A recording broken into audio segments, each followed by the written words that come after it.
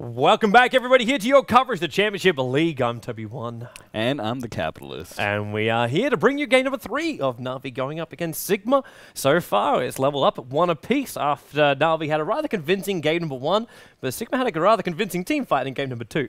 They really did. I mean, I think NaVi made a couple of tactical errors there, choosing to continually force team fights, but Sigma really capitalized on that one and just forced team fights and took down towers. I mean, once you give up a team fight to a Dragonite, you know you're going to lose at least one tower, if not maybe 2 or 3. So Sigma did a really good job working their way into NaVi's base and just kind of destroyed them from there. So really well done by Sigma. I was a little bit concerned after game 1 that we were just going to see a rollover 3-0, but Sigma coming back very, very strong in game 2. Yeah, man, I actually thought halfway through the start of game number 2, it's like okay, well, yeah, we're all going to have an early night tonight. We'll get that interview with Buckingham happening directly after. So, yeah, we'll be home before midnight tonight. But after that last little fight from Sigma, yeah, we cannot assume the same kind of thing. We're looking very, very good right now as far as Sigma goes. And we always expect them to look good. Like, their performance at MLG was really exemplary. I kind of wish they were invited to a couple of more competitions than they really are. But at the same time, man, happy to see him. We have him here in the D2CL, so yeah. I mean, after their performance at MLG and then also their recent performance in other tournaments, I'm sure they're going to turn up in a lot more of these. And yeah, that's a big shout out to MLG, the fact they recognized that talent and invited them. So we're definitely going to see more of them in the future. And man, are we doing, like, swapping around at drafts? I mean, it seemed like Sigma was picking up all the NaVi heroes last game, and now NaVi leading with the Mirana. It's like this, yeah, it's like lead with Mirana. We're going to first pick Crystal Maiden from Sigma. Yeah, it's looking very, very like topsy-turvy kind of style. But at the same time, that's the meta we're in right now. Nothing is standard. Everyone goes for their style of draft. The Mirana and Chen's obviously always a great pickup. You're never going to underestimate Puppy's Chen. Of course, that means now that Sigma have the same thing as I was saying that NaVi had in the last game. They've got the options where Sigma can be a lot more aggressive. If you pick up that Enchantress and you're the ones to start roaming and ganking, then you can be feeling really good about yourself and also possibly good about your lanes once you're able to win those suckers down. But with the Mirana being picked up too, I'm wondering what NaVi are going to attempt to do with this one. If I was Sigma, Venomance would be high in my ban pool because both a Mirana and a Veno on this off lane, it's a very favorable combination for NaVi. Yeah, and you may even see NaVi pick up something like even an Abaddon. I mean, typically you don't want to have both your supports have no stuns, but if they play really passive, pick up some hard carry on top of the Mirana, you could just pretty much dodge team fights and use your Chen and your Abaddon to be able to keep your heroes alive during any sort of engagements and just work around with farm. But yeah, we may see basically complete opposite drafts. One of the big things I love about NaVi is that they're banning out the Bane every single game versus Sigma. Because Sigma uses Bane so well. You've got to. There's just no choice around the meta. You can't let that hero through for them. It's like if you go back 2 years now for Buckingham, you could not let Enigma get through the pool. It was just impossible. Like his movement on the map was just like, it's just full-on respect ban every single time. The Gyro now coming out from Sigma, one of Soshka's favorite heroes. By far one of his favorite heroes. So now they add a large amount of team fight as well for Sigma. Both Crystal Maiden, Nova into ulti, and then Cold Down into Flat Cannon with just their first 2 heroes. Yeah, the slow from CM is a really good setup for Gyrocopter's ult. In general, though, Gyrocopter is not typically a carry that we see picked up in the 1-2 area. A lot of the times there are more heroes with higher priority. But Sigma, I mean, he's a versatile enough carry, which gives him a lot of priority in general. So, and still a very good carry against some of the squishy heroes. You're going to be able to deal with the Chen pushes with Gyrocopter's ultimate. You've also got 2 squishy heroes already on the board that Gyrocopter's Flat Cannon will be able to deal really well with. Both Mirana and Chen have very little health. Clockwork, though, is a really smart pickup from NaVi. Great offlaner that Funnick does extremely well with, even if he has problems with hookshot. He still does generally well, especially laning-wise, he does well. And it is a really good counter to Gyrocopter. A lot of times, Gyrocopter doesn't go straight BKB because he won't have enough damage, and that means Clockwork can maybe pick up a early Well, it's not. What are you talking about? Stout shield? Like getting close? No, the item from last game, Blade Mail thing. Blade Mail. Oh, jeez. Yeah. And early Blade Mail, extremely good versus Gyrocopter. But even if you aren't able to pick it up in time, Clockwork is still a great hero to be able to engage in Gyrocopter and shut him down before he picks up BKB. I want to settle it because it appears some people over in the chat, and for people who don't know, for the Dailymotion chat, if you actually head over to jd.com, you'll be able to find the chat link over there. It'll actually pop it up for you in the chat pop-up window if you so desire it.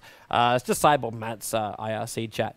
But people are trying to work out if it's a best of 5 or a best of 3. If you look at the grid, which is also on the coverage page of JD, then you'll notice that the grid actually says there was only 3 games played in the first round of the other part. That was actually a mistake, but the teams were happy to let it stand at 3. So at the end of the day, this is in fact meant to be a best of 5 this evening. So we're only 2 games into the full best of 5, and 1 game apiece in for the teams. As the Lion comes up now for the 4th pickup from Na'Vi, and one of Kuro's favorite heroes, especially when you go up against heroes like Crystal Maiden, who is going to... Or even Puck. Or even Puck, or even Enchantress. In fact, I'm surprised that even, like, I know I mentioned the Enchantress, saying that it'll be a great option for Sigma, but when you go up against someone like a Lion, you got a lot of burst damage coming out from him, and Enchantress needs time to heal. She needs to let her sprites go to work. She hates burst damage more than any other hero out there, especially as like Puck as well. And if we get another, like if we get the Queen of Pain coming as well from Na'Vi, and we just rack up the burst damage, that Puck is so totally toast. At the same time, though, Puck is a really great hero up against like Storm Spirits, up against Queens, and everything else that jumps around with mana. Yeah, every single one of those heroes is susceptible to burst, so it's questionable, but I think Sigma is probably focusing more on the laning phase. I think they saw, like you were talking about, how well Na'Vi was able to do with that aggressive tri-lane with a Crystal Maiden and an Enchantress. They've got a Gyrocopter, which is another great tri-lane carry. So if they want to, they can run the aggressive tri-lane just like Na'Vi did against them and put something that is going to be able to farm up well versus Clockwork in the off lane, and then just have Puck pick up, you know, about the 6 to 8 minute mark, get that rotation down to bottom, clear up some room, and eventually Gyrocopter will work his way back to the safe lane where he's going to farm up. But for the very beginning, I think they've got a big opening here to really be able to shut down the Chen. Lion is not a great support in the laning phase. He really isn't. Impale is not a strong stun compared to a lot of other supports, and Hex is minimal. So compared to very, very aggressive supports that are able to put a lot of damage, Crystal Maiden is pretty decent in that regards. You can very easily see Sigma shutting down that tri-lane and then establishing their dominance for the mid game and getting Gyrocopter a lot of that farm. But interesting pickup from Na'Vi with that mid.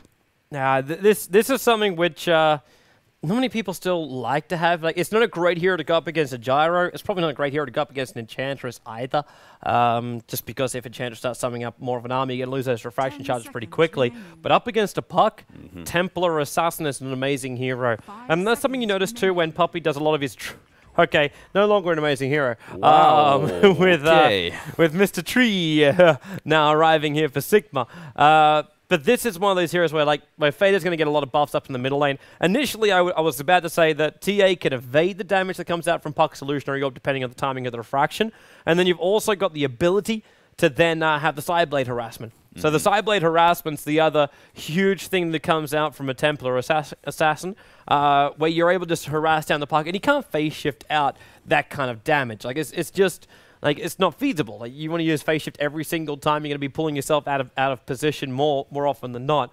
And then also maybe put yourself into jeopardy if a Chen's rotating in. So you don't really want to be spamming out your phase shift up against that. But at the same time, now you have living armor. You don't need to. So you just try to save the front lines. You won't win the battle for a kill. I don't think ever you can win the battle for a kill up against a Templar Assassin without help. But it at least means you can stand on the lane.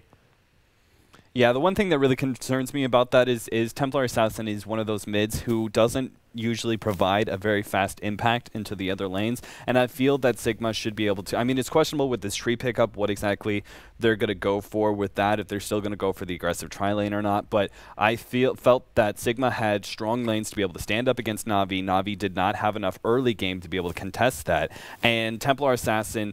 again, is a great mid-game oriented hero and a great semi-carry, but I question whether or not Na'Vi is actually going to be able to push this game and have Templar Assassin actually be effective before Sigma gets really, really big, is stomping over all these team fights and pushing down some of these towers with Enchantress. So that's the big concern with me, but if they can push this, then if Templar Assassin actually gets a good start, if NaVi, they're known for some really good rotations early, even though they may not have the early game, a lot of times they win the early game early just because of the fact that they outplay their opponents. So if you get the right rotations, get Templar Assassin a lead, then this game could be over really, really fast for NaVi. Oh yeah, oh yeah, I called it. I called it. Well, you called Templar Assassin beats Puck mid. Well done, Toby. I think I do. Golf clap. I think to I you. do a better call, and then Nahas can look this one up. But DK has a better win rate up against a Puck than a Templar Assassin does. I have a hard time. You have a hard time believing that? It's close. I can say it's going to be close. Whether or not The DK wins? DK wins. I mean, both of them do really, really well in lane versus Puck, so it's just a question of how the mid game goes. I'm going to say with the latest patch, especially with Shadowblade going down, Templar Assassin is the better mid versus Puck. With the new patch of Shadowblade being changed. The challenge set. The challenge set. Is Toby right with his chat trivia while we wait for the start? Oh, no! Boom! Drop the microphone. Oh, lame. DK mids don't always go Shadowblade, but I was hoping that the recent Shadowblade change put it slightly in the favor of TA, but apparently not. Apparently Capitalist is wrong. Breathe fire, be stronger. Breathe Fire, be stronger. So difficult to dodge. But you can dodge it. You can. That being But said, your you timing can't has to be dodge the side blade hits. Like those are just like constant coming at you. It's just like, well, if I dodge one, another one's gonna just hit me. Mm-hmm. It's like, Oh, what do you do, man? What do you do? Okay, so can we talk about the Sigma lineup? We can talk about the Sigma lineup. Go ahead. What is the tree? Their obsession with tree. See, now, this is still legit, and I like it when it's actually played by a carry, which is what is being done in this scenario. So Soshka, everyone is being right back. A lot of hands need warming here. But Soshka, like, his tree's not too bad. I always fell in love with Tree Protector when Blow Your Brain played him as a carry at the Starlighter Finals. This is probably now 3 seasons ago. And it really was so effective. Like, this guy hits really, really hard. During the middle of a team fight, you just can't stop him from moving around. My issue is still going to be with the fact that if we do see a decent level of farm up in either both TA and Mirana, then the tree is just going to collapse and there's not going to be any level of control that can stop him. That's where my primary concern comes in for the tree. But in the early stages, it makes sure you win. It makes sure you win your lanes. Like, that's fine. And it lets you run an aggressive tri lane. So I want to see Soshka, even though that tree is heading west, I want to see him move south. Go with Pass, go with Mad, leave Miguel up on that top lane, and put Fader in towards the middle lane. It's an enabler for you to run heroes which normally you don't go solo anymore, like Miguel, like this Gyrocopter. We always remember his old days of solo play. Like, he was always like this, I'll take the off lane solo, I'll take the safe lane solo while everyone else goes across the tri lane, and then they changed the lanes and it wasn't possible anymore. But with the Tree Protector, he enables you to do lanes you never would have really thought you could do before. Yeah, well, NaVi, they know exactly what to do. They're going to go into their jungle. Both teams are going into the Radiant jungle and see if they can establish their early dominance. Looking at the level 1 team fight, though, it's kind of questionable. I mean, again, Chen is useless. Impale from Lion can be good in this first engagement, but it's unlikely. I think Sigma has a little bit more dominance just because Tree is so tanky and Gyrocopter does so much damage with Rocket Barrage. And look at them. They're just forcing NaVi out of their own jungle. All right, but you see where the position of the cogs are? Like, they're just trying to block up this area here. Keep the ward off this spot.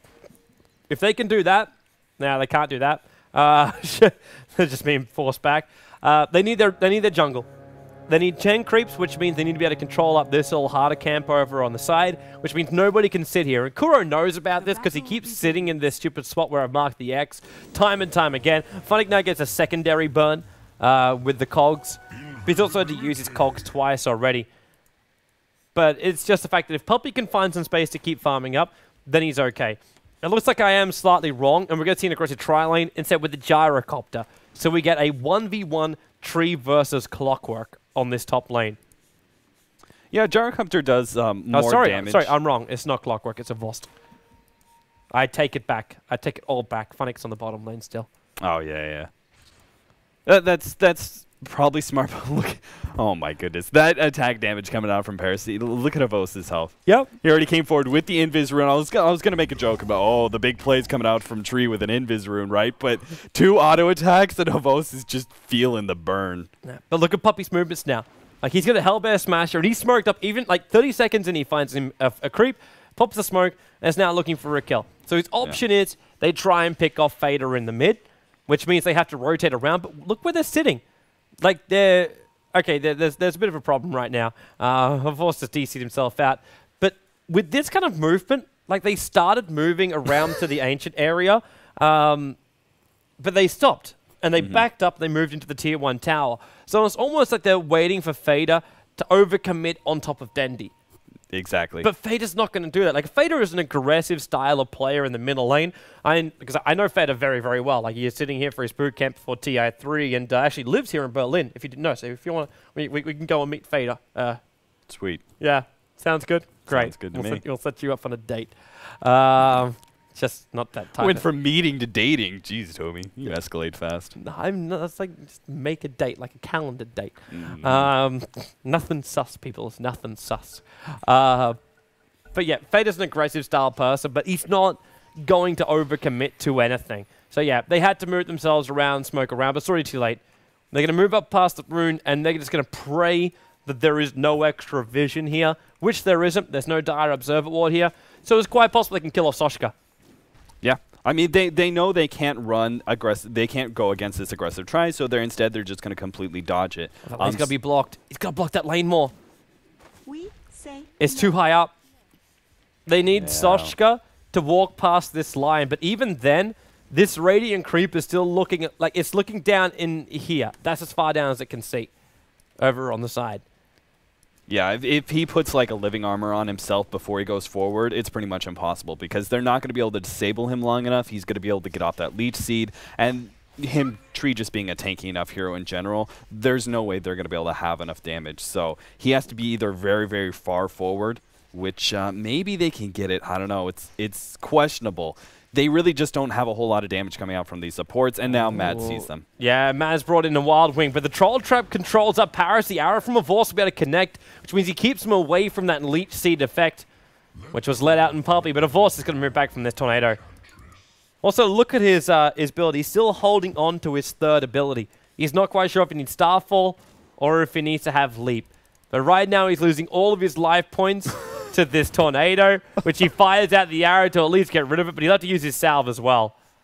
This just makes life so hard. And look at Kuro. He wants to rotate in. The man who never even got Earth Spike at level 1. He got Hex at level 1 instead. I mean, Ice Frog has been slowly but surely buffing Hex both on Shadow Shaman and Lion at the level 1 mark. So level 1, a 2.5 second duration is actually pretty strong. If they'd gotten the actual gank off on Tree when he was too far forward, maybe they could have actually gotten it with that Hex. But still, this is really smart rotation from Sigma, right? Putting Mad at top, it's just enough in order to make sure that Tree isn't forced out of the lane or ganked, dies or anything, but they're still keeping that other support with Gyrocopter, so they're keeping pressure on the Clockwork as well. This tri-lane from Navi is not going to do well. The bottom, Funnick, is going to take a lot of harassment from Miguel. He'll be able to farm up decently, but it's still a free farming Gyro lane. And then mid, Fada is doing decently well when it comes to CS going up against TA.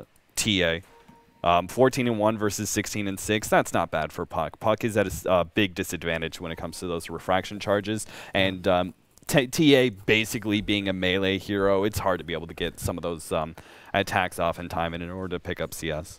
Yeah. I was actually watching a couple of moments too when Denny was trying to battle up against Fader for the CS. And the creep wave is multiple times like split into two. Just because of the way that Fader has managed to drag back the aggro. So it's made it very difficult for Denny to get these side blade lines right. Unlike that one was absolutely 100% perfect. Hit Fader as well as both the last hits on the creep. So, yeah, Denny, thanks for proving me wrong while I show you. Whoop, Paris. Soshka's going to be really careful with this. With that stun from Kuro, it's not difficult to set up to follow into an arrow. It really is not. And Tree's not really the most maneuverable of heroes in the world. Like, use living armor and will regenerate back up again, but still, he's got to be really careful. And they're both 600 range heroes, so even in that short amount of time where Paris could get off Leech Seed before he goes down, he can't throw it on any of the range heroes because he won't be in range and actually get that heal. So Leech Seed as a recovery mechanism is not really valid either. So you're right, he has to be very, very careful here whenever Enchantress isn't at that top Clockwork area. Stab. It will take possibly the most amazing cogs of his life. And he comes in, locks in pass with him. With the battery assault, as well as the 1 point up in rocket. He's going to get a kill before he dies here at least, which he will do. So first blood gets picked up by the Clockwork, which was from a 3-man rotation down from Sigma, which makes it 100% worth their movement. Kuro now stuns up on Soshka. Arrow. Well, okay, I take back what I said, and you can take back what you said about the Leech Seed. Paris is moving very, very quickly, and one more hit into Kuro, and that's why Hex now goes to go stun up in 1 second time. Starfall's gone, throws out the stun. One more attack from the Mirana, and they actually get that kill. I don't know if intentional awesomeness bait there by Kuro. Either way, he's looking good, and needs a range creep so he can get his mana back again. Again, greed in the lanes is a big problem with Sigma. I keep seeing this over and over. That was a great opportunity. When he got away from the arrow, beautiful. He could have picked up phase boots, and all of a sudden, he's actually a big threat to that support. But because he instead went for the early kill on Lion, he feeds away a kill and is now still away from phase boots. Lion is probably going to be able to have a decent level now before that threat is there. A Tree with early phase boots is really, really threatening. In 1v1s or even 1v2s, it means Tree Protector can just chase down supports. Trouble on the top lane. Pass coming in through the side. Kuro's dead here. No matter what happens, he is toast. However, double stun's going to help out. The arrow again divorced. Airball's out. He's got phase boost, which means he's got some good movement speed, but then Tree's got the ulti and then the fist. Right into the Mirana.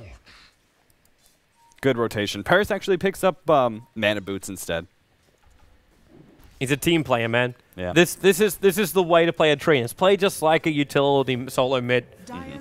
Find as much farm as you possibly can.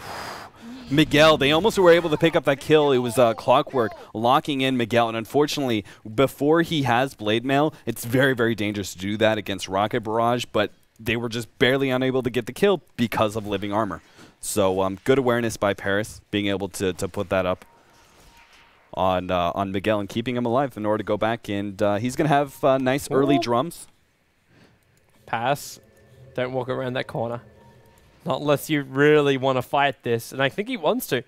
Mad's rotated down towards the bottom lane, and Funny's going to find him. And if he can get him inside the cogs, okay, Mad, he'll come up, but Puppy with the nuke, living armor. It's a real pain in the butt, and with a Tornado 2, maybe he's got the movement speed. No, Puppy's Chen actually takes the kill with the Centaur, swinging the cleave. Fader's in here as well on the bottom lane, but now they drop down their own sentry wards, and TA can perfectly see Fader. Funnick comes in, and the cogs actually push him back down again. Burns a lot of his mana. The TA trap will work right now. Funnick, 2 seconds, 1 second. He needs mana. Now he's got it. Latches into actually passive all people, while Kuro's the neighborhood. Hex is up on top of Miguel. He needs to follow up something. Gets all 3 of them, and Dendy, you know what he wants. Meld attack, Psyblade attack. Didn't even need to use the Psyblade at the end of the day. Just attack directly towards the Crystal Maiden. Pull the entire aggro of the creep wave at the same time. But 4 for 4 now on the board. Good rotations in from NaVi and good movement through the shadows. Yeah, Sigma, because of their laning advantage, they're a slight disadvantage when it comes to golden experience right now. But again, NaVi, even when they're at a disadvantage in the laning phase, they're still able to make things work generally, and it's because of their rotations. They're really good at being able to find those kills. Very smart rotation, putting the tri-lane top, and then also just a couple of ganks. They're actually not far behind, and that's perfect for NaVi. With such a mid-game oriented, not a whole lot of early game on that team, if they can just survive until the 20-minute mark, they're going to be sitting pretty. They're going to be looking great, man. They're going to be looking great. Another smoke up for Sigma.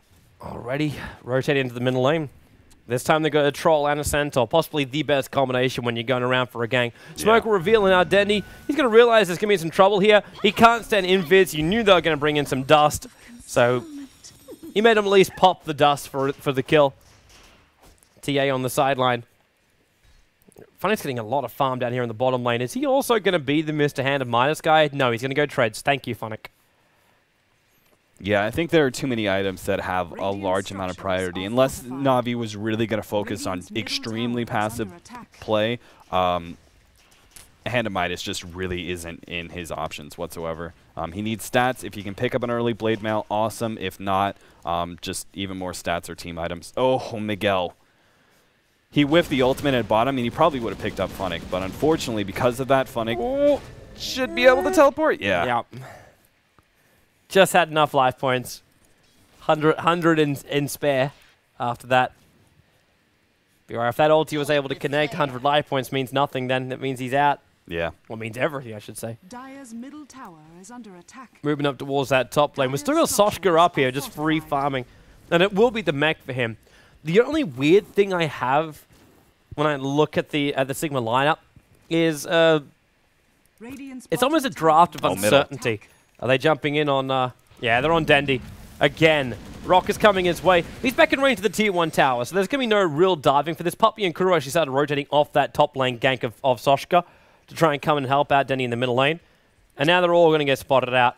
So this just turns into a bit more of a game of push. But something which I find really weird is, like, normally when you pick up something like a utility supporter, either you're looking for a mass team fight, and that means you must team fight when that mech comes up, or you're looking to push. And there's no level of push whatsoever coming out from Sigma. Like, you got clearing abilities, but that's basically it. Funnick, now he's in trouble. He can hookshot himself out of this if he wasn't silenced up. Now Chen try and send him back to base for the moment, and he's going to survive through this. Actually, to get there's your hookshot in. Over on 2. Funnick gets alive through this. The hand of God will keep him up. They lose 2. Chen starts nuking down creeps, and there's your finger of death. Kuro at level 6 during this. It's his Tranquil Boots, and they take out 3 players in the Sigma lineup. I really thought Puppy was actually sending somebody back, and I heard the sound effect for it, but 3 arrows down, and Navi stand their ground.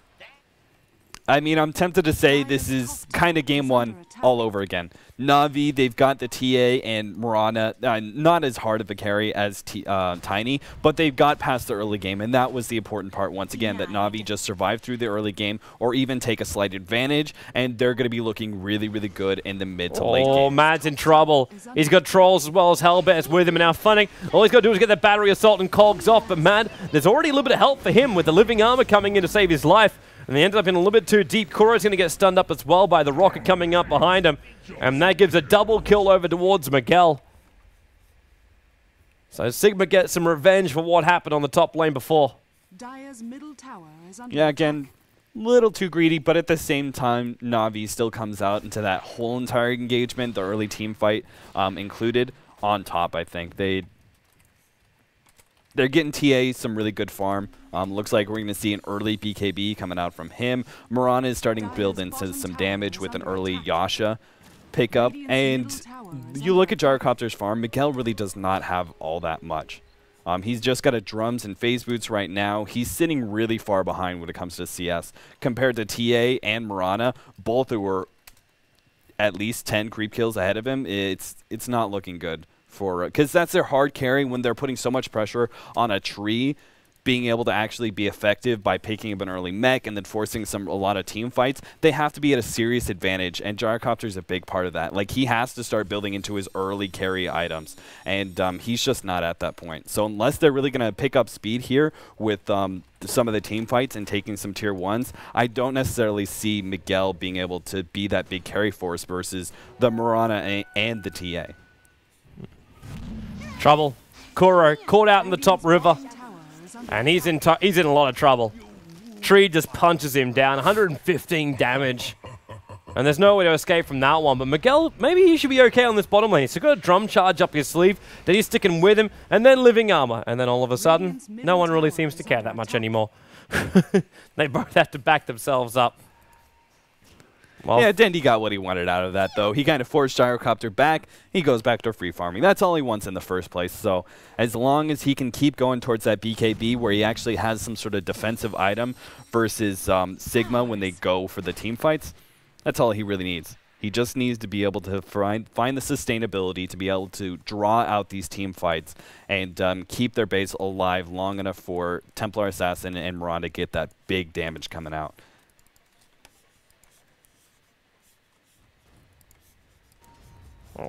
Bottom lane movement now coming in with the, well, Not the full army from Chen. He's only got 2 creeps, so there's a third one. There's a Wild Wing at the back end there. But it's going to turn into a race again. Tier 1 for Tier 1.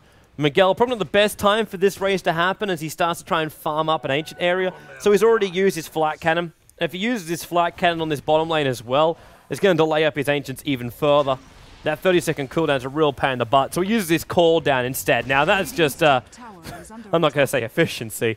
They're definitely focused towards the farm. Sacrifice nothing. Yeah, this is a decent ancient stack, so he'll be on his way towards the BKB. Looking to pick it up about the 20-minute mark if everything goes right. So both teams are looking for about that. I mean, Sigma can start forcing some team fights before the BKB because they really need to make big use out of this early mech. When you have a safe lane hero that farms up a mech, it means you have to start pushing. The moment that item is picked up, you should be looking for team fights and pushing down towers right away in order to make that item effective.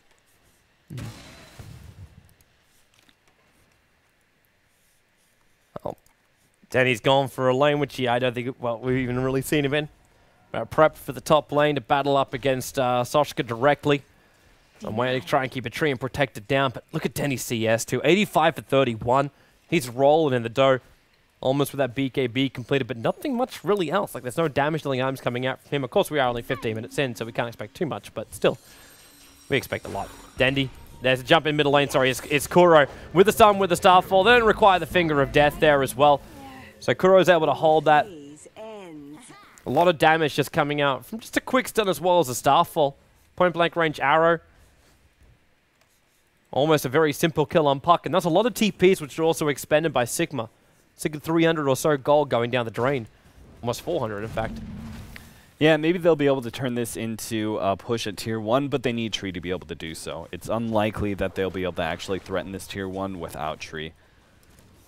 So unfortunately, it looks like they're going to have to back off, and they're still waiting. This is really one of the bad things about if you're picking up a mech on a safe lane hero, you want to be able to make use of its efficiency by pushing right away when the heal Funnick needs to hook shot down to a teammate right now. Either that or he jumps back into this fight. He's right on top of Miguel. He's going for the man mode. It's not going to be enough. A Finger of Death. The orb's coming in. Kuro with the stun. He gets the kill over on Miguel. Sorry, taking the mega kill streak will not be able to TP out in time. There's just way too much damage with the CM ulti flying. So 2 heroes on the sidelines. Finger of Death now back onto the cooldown as well. Life be hard. Mad pops off his heel, but he's got past there to support him. There's no real problems whatsoever with Havost. And I think now up on the top lane too, Sosh is going to give a crack at killing off Dandy. Leech Seed and then just go for the rest of it. It's mainly just to slow Dandy down and eat through those refraction charges of his, but it eats through most of them. By that time, Soshka's given up the chase. Yeah. I mean, going back to the, I don't feel this tree is really an effective pickup because now I think what they're waiting for is Puck to be able to pick up his Blink Dagger and Gyrocopter to grab BKB. Both of them are decently close to it, so they might as well wait. But again, the sort of utility as their safe lane, I don't feel is effective after the 20-minute mark. If you're not grouping up before then you're kind of losing. You can expect supports or off-lane heroes to pick up those kind of items by the 20-minute mark. So having a safe lane tree, picking up that early, I feel is not being effective in your choices. But I don't know. I mean, they could still easily pull this out. Looks like they're going to actually see if they can get a real gank on Dendy with Miguel joining in now. Oh, there's your ulti. Like you said on Dendy, and with Miguel, with the Rocket Barrage, they instantly eat through the refraction. He went meld. They came in with no detection.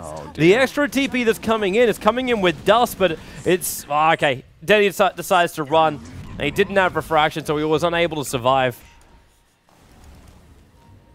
Yeah, I mean, it was smart seeing that teleport and hoping that he could catch the enemy off guard by running away immediately, but unfortunately that didn't work. Bottom lane. Soshka locked inside the cogs with Funnick, and then with the mech charge as well. There's still another TP coming in, but they end up both getting basically cancelled. Mad's at the back end of play right now. Hook shot back up again, going in towards bucking Mad. And he's on the run, but then the cogs hold him there. Kuro with another stun. He's got also a little bit of a mana drain, but he won't be using it. So we had Puck die next to the Tier 1 tower in the middle lane as well during that engagement. And it looks like the Tier 2 tower in the bottom lane will be claimed up here by NaVi. Yeah, I mean, just giving just 1 or 2 extra kills like that absolutely kills you. Navi is going to have such a huge gold advantage off of being able to pick off 2 towers in a row like that. They now have complete control of the map. They can go for a tier 1 in middle as well off of that victory. They can feel pretty confident in doing so and being able to come out on top. Their BKB, like their main items they need for the mid game, are already online. BKB is up for TA. Murata's starting to build into damage. You're not getting through there, man. The arrow's flying in too, and Puppy's actually managed to lock him in. He can't get out with the hand of God. Those creeps go straight back up to full life points again. Panis wants to TP out. The Centaur has no stomp, and they don't have another stun here. But that trap, it's like it's the Venus fly trap, Puppy style. Just wait for the fly. Wait for the fly. Boom. And now Dendy's taking a tier 1. And it doesn't look like anybody is able to rotate because they rotated bottom. A lot of their teleports are down. Oh, Kuro. Ooh, that early blink out of Kuro. Like a blink before Puck has his blink. Like Lion is already a really good counter to Puck, but if he's able to pick up his blink before Puck is, you're done. You're done. Yep. You're done. Puck is out of this game. Well, Puck at least now does have his blink, so yeah, upside could now arrive. As the sentry ward will go down for Kuro. And they want to see exactly who's coming at him. Any kind of invis rune detection. Well, I've only got a regeneration rune inside a Puck for the moment. All the invis, you can't use it in this region, so it's more of a deep ward then. As the invis being that 1 level up that Soshka's got in the Nature's Guise. So it's Guise. Blink dagger now for the TA. So we have double blinks as well as a leap coming in from Navi. This is that high maneuverability I was talking about, man.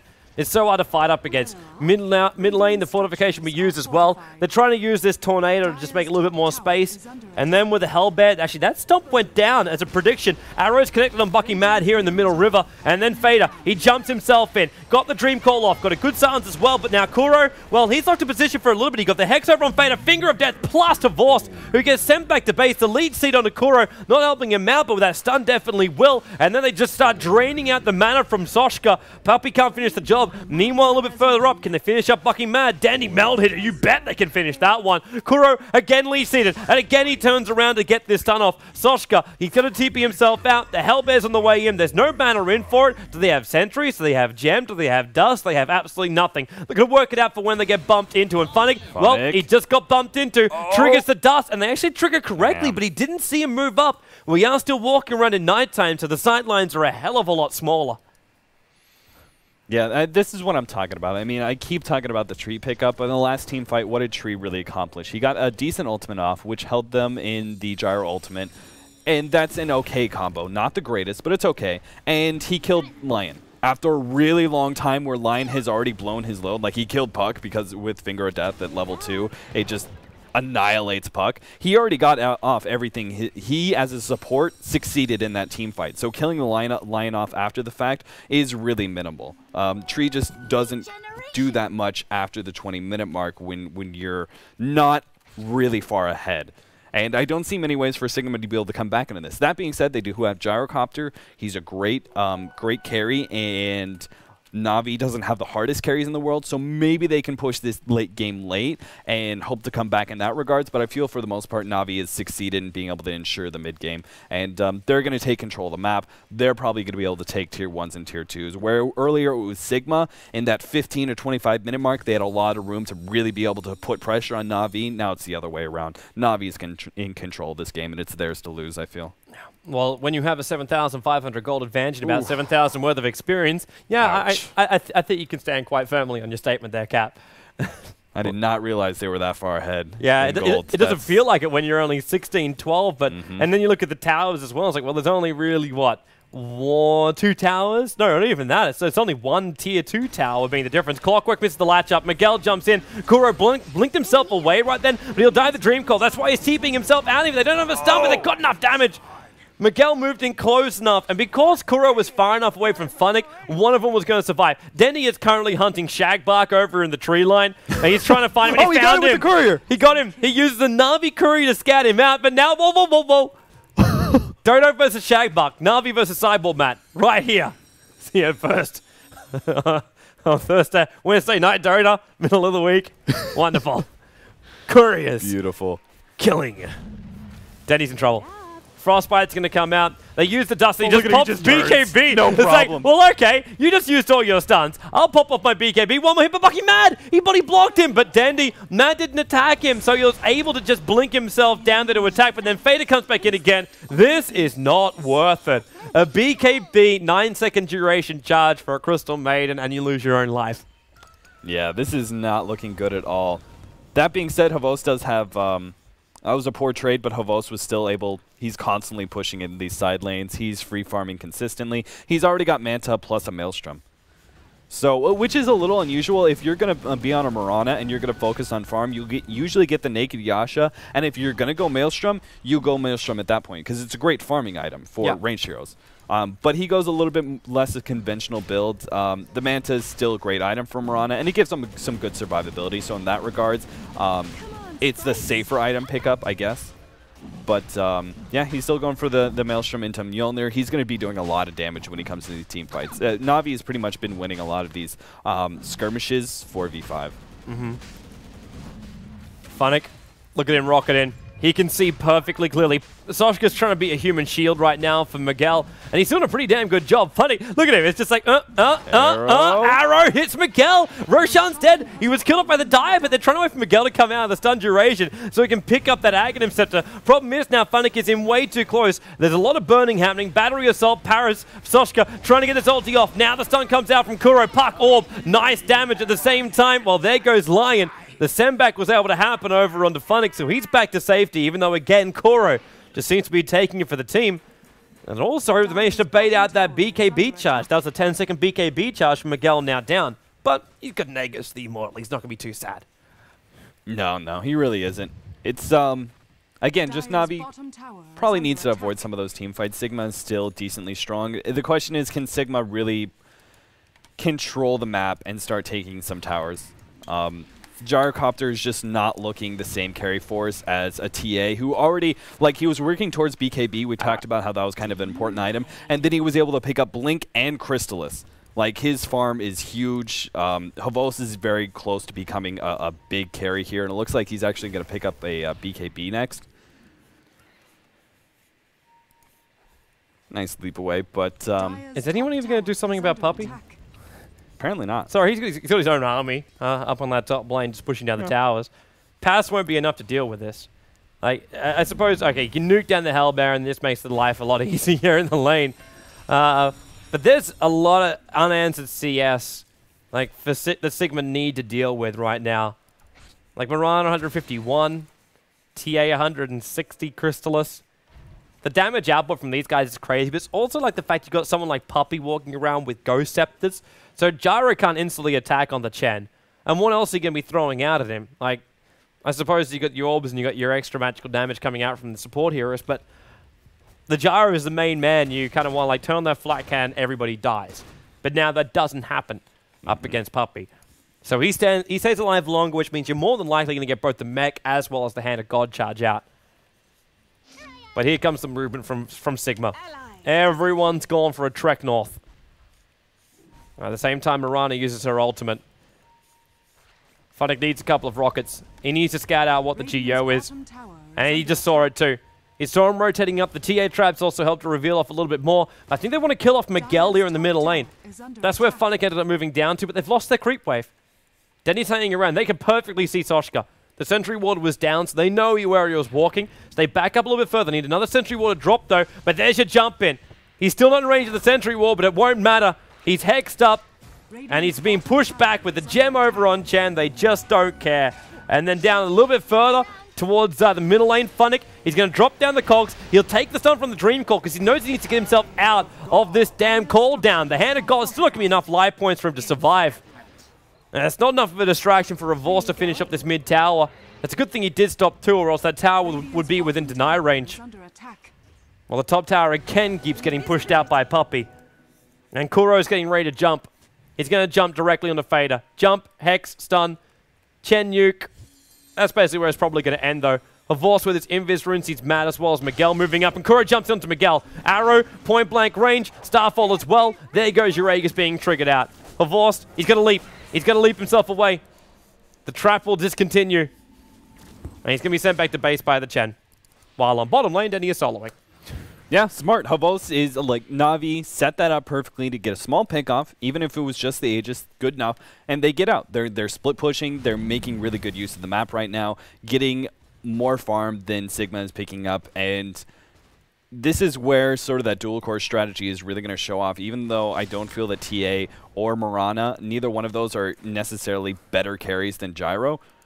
Together, they definitely outcarry him. I mean, look at Miguel. Like, TA just by himself, Dendi was able to force out a BKB on Miguel because he's so scared of that burst damage coming out. That's the... Sorry, that was a really great play by Soshka. Moves in range, gets attacked by the Chen, and at the same time, Kuro lets out their stun. He 4 staffs away so he doesn't get stunned up. If he got stunned, he'd be dead right now. There is no question mark about that at all. And then Sigma turn that good advantage into a kill, or into a gank. They'll hopefully get a kill for them. 3-man smoke moving through the top. And they're looking for either Kuro or Puppey. And Puppey's already bailing. And Kuro, Blink is your friend. Blink is most definitely your... Oh, no. He almost dodged the gank. That would have been really bad for a Sigma. If they had gotten that sort of 3-man rotation and hadn't gotten anything out of it. Those kind of smoke ganks are going to be what puts them in this game, because Gyro right now is just not getting enough farm. Oh! Latches up into pass. Clockwork with a battery assault. Pass at least is able to pick up an over, which is more than I really expected him to do so. And now battery assault will finish the job. Even with the living armor, he can't survive up against that. And Puppey's rotated in his troll army. Also looking for another extra helping hand. But it's okay. Then he's about to crack the 200 CS mark, by the way. And I think that is with Daedalus. He's actually got... Wait, what? Oh, it's a Vorce's Mithril Hammer. So I just had to double check because the courier's currently got a Daedalus recipe and a Mithril Hammer on. I'm like, that's not the combination. He is, however, with a DD rune trying to attack into both Miguel as well as Fader. That melded. Look at Miguel's life points. With the BKB, they can't really properly control him. Soshka comes in again now, looking to help out. His ulti is still on cooldown, and Mad won't catch up to Dendi either. You know, just looking for a quick pick off Puppey, looking to deny up a couple of his Alpha Wolves, or at least one of, Mad's Alpha Wolves. And Kuro's got a level 2 Finger of Death with probably Fader's name written all over it. You know that's bad when Dendi, taking a look at that situation, Dendi keeps the priority on keeping himself alive over killing the enemy carry. And that's a little bit unusual for a mid. Like, normally a mid is willing to trade himself for a carry 90% of the time. But Dendi is so much farm over Gyrocopter that he doesn't actually want to make that trade. So instead of blinking aggressively and picking off the kill, he goes back, keeps himself alive, keeps up the split push. And again, another situation where feels like Sigma, they're just chasing kills. Puppey may go down, but that's minimal. Yeah. He's still got his Meg Charge as well as Hand of God available, and there goes your Ghost Scepter. TA trap slowing him down. He's got a double Troll Trap, and Mad will steal one of them and use it up against Divorce, and Divorce holds onto the Starfall for now. There's still going to be a phase shift to blink away, while on bottom lane, Soshka, Dendi, blink in 3, 2, 1, 0, and wait for it. He blinks himself away. Not going balls deep there on Paris. In fact, he's now going to run himself away, realizing the orb's also coming his way too. He's out of mana. He's got enough for a meld. The cooldown's on the way in, and he's now going to pop the BKB. He's going to hide around the corner. The rocket will connect, and now they silence him. They nova him. They dust him. Oof. Everything they had in their inventories, they try to trigger to make sure they can get the kill on Dendi, which they do. Mad goes down in exchange, though. Funny seeing that opportunity, able to get the hook shot. And then from there, they're going to take a tier 2. So even though they did kill Dendi, again, the split push coming out from Navi, even the few times that Sigma is able to chase and actually get these kills, it's barely worth it for them. Just because there are always trades going in the favor of Navi. They're always picking up some sort of farm, something else on the other side of the map. This almost feels like they've taken some tips from Alliance and how to play Rat Dota. Except for this is more aggressive. This isn't you playing defensively. This is them playing a bit more aggressively, split pushing, instead of just trying to keep the enemy team from taking their base. Chad Trivia, who is the hero that Navi has picked the most amount of times during this patch. This patch? Yeah. I don't know. People have been banning out Lifestealers so much against them. That would be usually my go-to Navi hero, but that hero's just been banned out in so many games against Navi. Oh, Havost. That tree was in close. I'd actually have a stab at the Dark for Clockwork. Because it's kind of like the consistent offlaner that everyone's been trying to get. The other option will be Crystal Maiden. That'll be the other option right now. So I would either say Clockwork or CM. I'm going to go with the CC. The Clock or Crystal. Yeah, I think it's definitely... I think Crystal is probably a good standard Oh, support. wow, Oh, the ulti! There's 3 caught in it with the cooldown, but the 4 starts get most of the people away. Kuro's the only one in trouble. He lit off the finger of death already, and that tree died very quickly. Funnick, oh, wow! 4-star, but it didn't disjoint the impetus, but Miguel locked in with 3 heroes, one of them being Dendy, but as Chen wins the killing spree, while Fader jumps back in tight, looking for one more pick-off. Lion's able to survive this. Havorst jumps up. Now the Dream Call. Still not used this entire fight. Phase just means the arrow is going to connect onto Pass, who's now going to go Scepter himself up. They've already got the kill over on the puck. 2 more attacks over to kill off Pass. 1 lightning and then that meld hit. 758 and a 200 attack. Just flew out the way of Enchantress coming from Dendy's blade. 25-19. And now... it seems like a similar point during game number 2 where there was that fight from Sigma which just destroyed all of NaVi. In this case, it's the other way around, but there is a casualty being the Clockwork. Look at you, Toby. You are on fire right now. Hey, man. I wasn't quite sure because... never mind. Yeah, with the bans and everything, like, you know the priority of what NaVi want to get, but you're never quite sure what they actually pick through. Like, it's, yeah. Hey, I'm attributing it to my hard work and study. And not being a NaVi fanboy. And not... Oh, wait. I got enough of that on the weekend, man. It's just I bring Twitch chat to you, Toby. Привет. Oh, man. It's... leap away a voice.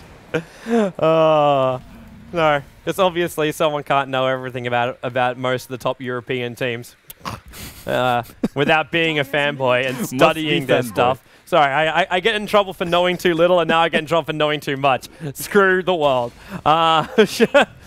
Rockets flying up. There's a jump in from Dendy. He's going on Miguel and popping up the meld directly towards Miguel, but he needs more help right now. He pops the BKB, and Dendy is trying to be this one-man army. Poppy's sitting on the sideline, just troll trapping up whoever he can. There's your clogs, but the impetus, again, is the one that's able to execute out the Clockwork. Now Lavorce pops his own BKB. No Starfall at the moment. They've actually lost Dendy for the moment, too, but the Aegis Immortal will bring him back to the world of the living. Blinks away from the cooldown. The TA Tramps are there to cover him on their retreat.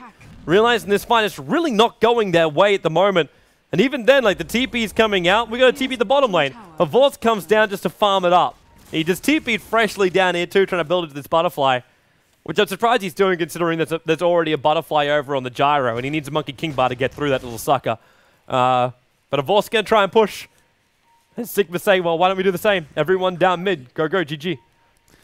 Yeah, you know, I'm a little bit surprised he didn't go for MKB. For another reason is Mirana really needs that direct damage. Not only really good versus Gyrocopter, but in general, Mirana, nice pickoff. Havorst picks up the courier. But in general, Mirana is a hero that has always been lacking in damage for a range carry. That's a really big courier to pick off. What did it have in it? It's the Mystic Staff. It's the Mystic Staff. Oh, wow. Which means the Scythe of Vice has now just been delayed by at least 3 minutes, and Soshka has just been called out as well. They've already left the Chen Nuke. The cooldown's going to come down, try and give it a little bit more space, while Clockwork jumps in towards the middle lane, and then Miguel, well, the Blade Mail, it doesn't have any effect when you got that BKB up and running, but Havorst staying in nice and close, and he's got his last attack. He picks up Miguel, and he wants to leap up and keep going over on Soshka. Keep that attack. Look at him. Look at that walk. Look at that walk. He is just it's like watching Michael Flatley right now. Lord of Havorst, and Pass will die as well in the middle lane. Triple kill for Havorst. He's making a Panther do river dance. This is exactly why NaVi picked up Templar Assassin. It made me concerned for the early game, but Templar Assassin is really good against all these heroes. And not only is he a good laner versus Puck, but the direct physical damage versus the Gyrocopter. You don't want to come out into this one. No. Kuro, he's already got the Hex, and he gets a double stun. Finger of Death, it's also still available. And man, he just ghost-stepped himself up. Look at his mana. He actually sucks out the mana. So then he's capable of doing the ultimate with the Ghost-Step to amplify everything. And these buybacks that just came out from Sigma bite him quite royally in the rectum. And Pass, well, I mean, not Pass, Paris, too close. All 5 heroes will be lost here for Sigma, and this should be the ranks as well. Their only downside is Denny's on the off lane. He's currently pushing in the top lane by himself. They're 2 carries. They're 2 big damage dealers. They're nowhere to be seen. Stop taking the damage. Stop taking the damage, puppy. He's trying to be man with his double gems. But there's like 2 creep waves. He didn't have to take that damage. But you at least got one prop. Nahaz put out the stat too that Live Seal it was basically, was that like 90, 95% or something like that? It was either banned or picked in an army draft. So yeah, we're both as right as each other. Look at that. Finger of Death. Level 3. You've been calling for it for so long, Toby, hey man, but you finally got it. I've actually seen 5 of these in the last 2 weeks. Wow. Because this Lion support, I've also got to cast a lot of Navi games, and Kuro loves doing this. You've got to realize, Lion doesn't need anybody to keep his mana up or his health up. Like, he's been running around with Tranquil Boots from the very, very start. You have 4 points up in mana drain, you find yourself a range creep, and you can Finger of Death every single time. You blink in, you blow them up, and then you find someone else that's stunned up, you drag out their mana, or just the creep, and then you can do it all over again. It's ridiculous amounts of damage. And you're right, I was calling for it from the very, very start. But now Lion's found his place in the meta. That was always his big problem. Lion never really found a home. He always didn't have a home. Twice the torque. And he's found it. I can't wait to see this.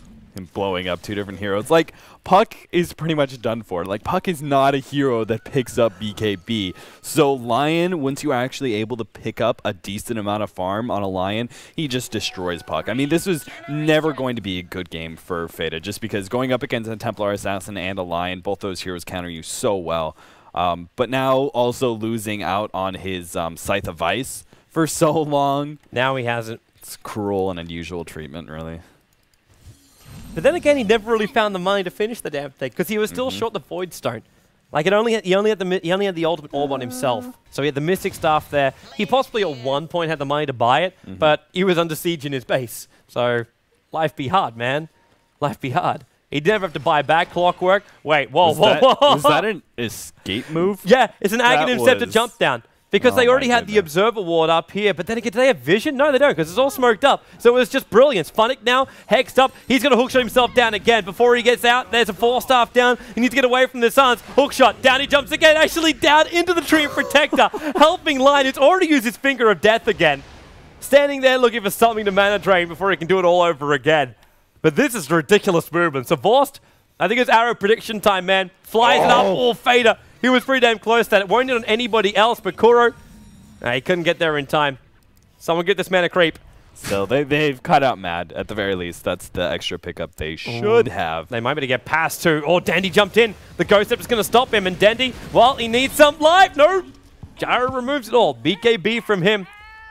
You are right, Enchantress was caught over on the west. He didn't add himself to neutrals, though. Clock latches in, and he got on top of Fader. Finger, whoa! That phase shift almost dodged it. But he was at least able to blink himself away on 128 life points. But don't worry, I'll be back again in 10 seconds. Girl's like, all right, I'll just go steal mana from creeps. No problem.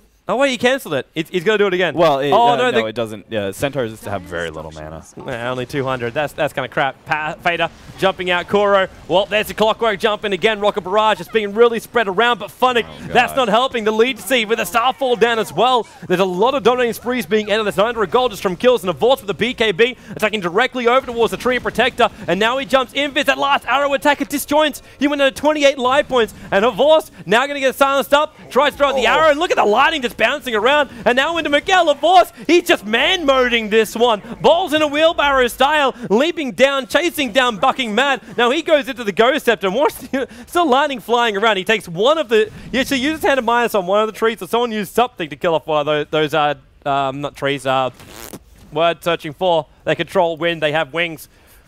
Wild Wings? Wild Wings! That'll be it. Yeah. They might also be wild. Wild. Vorce leaps in deeper. Arrow connects on a pass as well. Vorce! Ghost Scepter's going to stop him from killing off everybody. And he's in range of the tower. He's got no leap available. Not enough mana for a mana style. With a rocket coming his way too. He's got leap in 3, 2, 1. Kuro, get rid of this damn rocket. If they don't get rid of this rocket, I don't know. Hand of God. He leaps as well. Escape it at all costs. The Hand of God is the only thing to let him live through all of that. And now Kuro, well, he's got 4 1 charges. That will not be enough. He popped them in the end of the day looking for a stun. And Avorst coming back in again. Now, well, okay, back yourself up, Avorst. He gets live steal on some attacks. He gets lightning on the rest of them. Avorst is just crazy. Puppy with the buyback, by the way. He bought back in order to throw down that Hand of God. Hand of God. Oh. Really obscure bonus trivia. Oh, wait. Clockwork. Funnick. Well, okay, that ended as quickly as it began. Crystal Maiden's got gems on the deck. Funnick's going to take the stun, but he's got a haste rune. So he's in and out. You'll have to put that one up again a little bit later on in the Haas. Bucking Mab, stomped up by the Centaur, and Funnick puts down the cog. Actually getting pushed away inside the Ghost Scepter. Almost able to get that hook shot up as well. Denny putting out these TA traps. We still have not seen a Rax go down yet. I want to point that one out. While Sigma are being under siege, we still haven't seen objective-based gaming yet. But Avorst finally brings down this ranged Rax in the mid. So there's one upside right now for NaVi, and they're leaping themselves away. How long till Roshan's already been up for a while now? 4,800 gold. Buy yourself something nice, Avorst. Demon Edge it is. And they come back in for the melee Rax. Yeah, soon he's going to be able to pick up his MKB. And NaVi were making me a little bit nervous. They're forcing so many team fights without actually taking down tier 3s, but still. They finally get their first Rax. They're also going to be able to pick up top as well. The finger again. Denny's waiting it out. Funnick leaped himself in on top of Bucking Mad. And Kuro was starting to actually drag out the mana. Funnick, he's trying to man mode up against Miguel, and he can do it. That is now a 4-second BKB on a gyro, which, as we proved by Elias, does not really work. Meg charge popping off here from Sigma, trying to live. Denny so low on life points, and they got him. They got him. And I don't believe he's actually got buy. He does. He's got tons of money. He's actually one of the very few players with buyback, as himself as well as Funnick. Hand of God, Kuro. Oh, look at the blink! Where's he goes the other way, the finger of death. I think he meant to blink himself up on top of the hillside. Yeah. But he never really reached it at the same time. The Germans start mocking each other. But you notice on the bottom lane, Havorst cleaned up. Yeah. Funnick was down here as well. And that is now going to be... Havorst can just walk over towards the Dire Store and pick up the rest of his Monkey King bar if he wants to. In fact, that's exactly what he's doing. It's like, oh, hi, Soshka. Monkey King bar now done. Woot, woot. Bottom racks as well as mid racks taken. And he's going in deep. He's going in so deep. And inside the base he takes him. But the GG call's basically there anyway. Yeah, when you're... Oh, there it is. Matt actually did call GG. But still, I mean, I felt like it was going to be a pretty easy game NaVi's way since about like the 20-minute mark. I felt that they just did well enough in the early game they'd be able to succeed in the mid game. Sigma put up some decent fights in between then. Like, they lasted a lot longer than I expected them to, but I felt that they were just kind of doomed. Right when they were unable to execute really, really well in the early game. And either that or get Gyrocopter a lot of farm, actually have a decent amount of farm on their aggressive tri-lane carry. It was one of those two options, and neither one happened. So Sigma were never ever to make a recovery once again. And I think that's a problem. I mean, this draft was a little bit better than the first game, but both times Sigma put a lot of their stake in this draft on the early game. And NaVi, even though they had, in my mind, a very worse early game. Like, Sigma, in my mind, should have been able to destroy them in a lot of their lanes and their rotations. NaVi really finds a way to make it work. Uh-huh. Now, finally, Miguel's going to do a real GG call-out. While Sigma's been playing some silly buggers. They threw a whole lot of Sentry Wars down, so we get a very picturesque end game screen with a lot of eyes watching this game. We'll be back here and seeing if, as Nahar says, can Sigma force a game number 5? We go 2-1 in favor of NaVi, and NaVi are 1 game away from a date with Speed Gaming in the semi-final here of the D2CL. The loser of this is completely knocked out of the D2CL. The winner will guarantee themselves at least, I believe it is $3,000 for 4th place. My short-term memory is kicking in my old age. So yeah, $3,000 is actually right. Maybe I'm younger than I thought. Stay tuned. We'll be back. We'll be back.